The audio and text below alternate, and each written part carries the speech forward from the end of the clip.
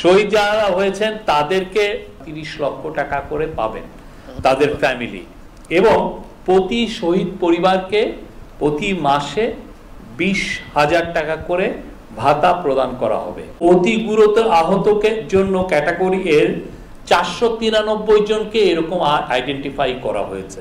এককালীন ৫ লক্ষ টাকা তাদেরকে প্রদান করা হবে। আবার তাদেরকেও প্রতি মাসে ২০,০০০ টাকা করে ভাতা প্রদান করা হবে। ক্যাটাগরি বি কে আমরা বলছি যে যারা গুরুতর আহত হয়েছেন, এই ক্যাটাগরি বি তে আছেন ৯০৮ জন।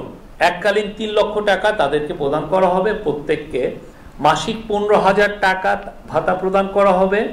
আর ক্যাটাগরি সি, ওনারা আহত হয়েছেন, এই আহত ক্যাটাগরি সিতে আছেন ১০,৬৪৮ জন।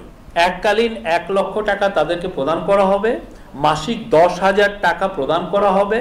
পরিচয়পত্র প্রাপ্ত হবেন এবং পরিচয়পত্র প্রদর্শন করে সরকার কর্তৃক বিভিন্ন সুবিধাদি পাবেন। ইন্টারিম গভর্নমেন্ট প্রত্যেকে যারা যারা আহত হয়েছেন, যারা যারা শহীদ হয়েছেন, তাদের সবার আমরা ডকুমেন্টেশন করেছি একটা পুঙ্খানুপুঙ্খভাবে।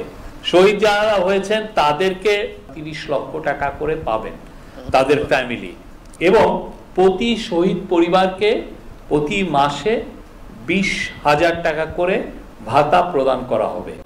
জুলাই ২৪-এর যোদ্ধাগণ ৩টি মেডিকেল ক্যাটাগরি যথা ক্যাটাগরি এ, ক্যাটাগরি বি এবং ক্যাটাগরি সি অনুযায়ী সুবিধা পাবেন।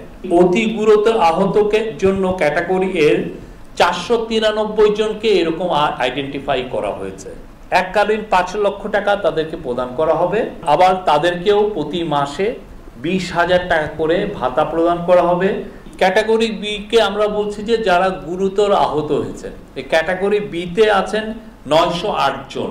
এককালীন ৩ লক্ষ টাকা তাদেরকে প্রদান করা হবে, প্রত্যেককে মাসিক ১৫,০০০ টাকা ভাতা প্রদান করা হবে। আর ক্যাটাগরি সি, ওনারা আহত হয়েছেন, এই আহত ক্যাটাগরি সিতে আছেন ১০,৬৪৮ জন। এককালীন ১ লক্ষ টাকা তাদেরকে প্রদান করা হবে, মাসিক ১০,০০০ টাকা প্রদান করা হবে।